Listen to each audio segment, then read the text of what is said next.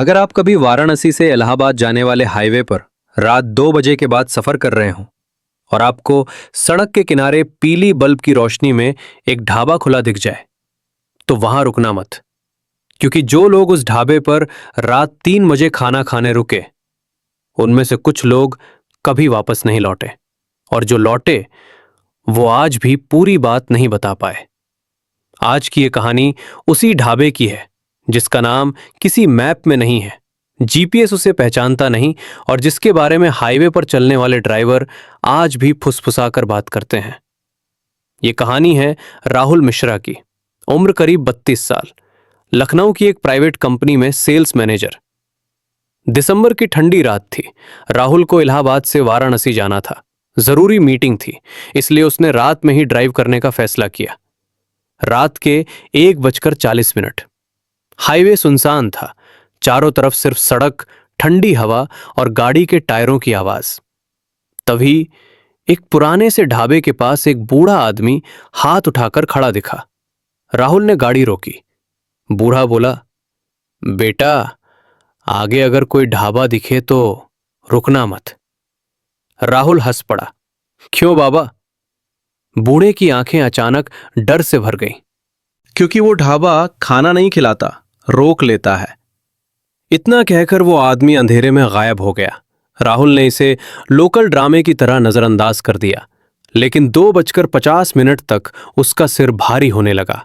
पेट में तेज भूख, कॉफी भी काम नहीं कर रही थी।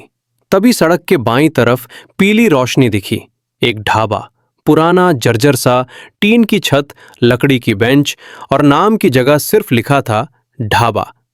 राहुल को बूढ़े की बात याद आई, लेकिन भूख डर से ज्यादा बड़ी थी। उसने गाड़ी रोकी। ढाबे पर सिर्फ एक आदमी था, करीब 45 से 50 साल का, चेहरा पीला, आंखें बहुत शांत, जैसे बहुत कुछ देख चुकी हों। वो बोला, खाना गरम है साहब, देर हो गई है। ढाबे पर एक भी मक्खी नहीं, ना कोई कुत्ता, ना कोई आवाज।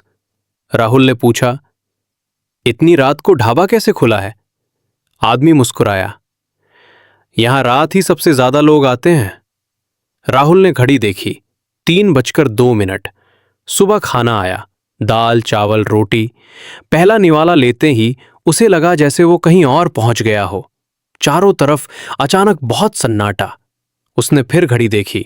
अब समय था 3:02 सुबह। सेकंड भी आगे नहीं बढ़ रहा था। अचानक ढाबे में और लोग आने लगे, लेकिन उनके चलने की आवाज नहीं थी। एक ट्रक ड्राइवर, एक कपल, एक बूढ़ी औरत, सब चुप, सबके चेहरे खाली। राहुल ने ट्रक ड्राइवर से पूछा, भैया कितनी देर से यहां हो? ड्राइवर ने धीरे से कहा, पता नहीं, शायद कई साल से। राहुल का दिल जोर से धड़कने लगा। वो उठा और काउंटर के पीछे झांका। वहां कोई रसोई नहीं थी, सिर्फ पुरानी फटी हुई तस्वीरें और एक फोटो हाईवे एक्सीडेंट की। साल 2004। एक ढाबा, एक बस और 27 लोग मारे गए थे। ढाबे का मालिक भी उसी हादसे में जिंदा जला था। फोटो में वही आदमी था जो अभी खाना परोस रहा था। वो आदमी पीछे खड़ा था। तुम बाकी लोगों जैसे नहीं हो, तुम वक्त से पहले जाग गए। राहुल चिल्लाया, ये जगह क्या है? वो बोला, ये ढाबा हाईवे पर नहीं है, ये दो दुनियाओं के बीच है। राहुल भागा, लेकिन बाहर सड़क नहीं थी, सिर्फ जला हुआ हाईवे, उल्टी पड़ी गाड़ियां और लाशें। उसने देखा खाने वाले लोग धीरे धीरे राख बन रहे थे। ढाबे वाला बोला, 3 बजे के बाद जो यहां रुकता है वो यहीं का हो जाता है। घड़ी में अब 3:07 सुबह था। ढाबे वाला चिल्लाया, अगर सूरज निकलने से पहले बाहर निकल गए तो बच जाओगे। राहुल ने पूरी ताकत से दौड़ लगाई। अचानक तेज रोशनी। राहुल हाईवे पर अपनी गाड़ी में था।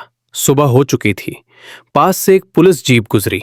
सब ठीक था, लेकिन डैशबोर्ड पर एक पर्ची रखी थी। उस पर लिखा था, खाना कैसा लगा? ढाबा और उसकी घड़ी आज भी 3:02 सुबह पर रुकी हुई है। अगर आप आज रात हाईवे पर ढाबा देखें तो घड़ी जरूर देखिएगा। कहीं वो 3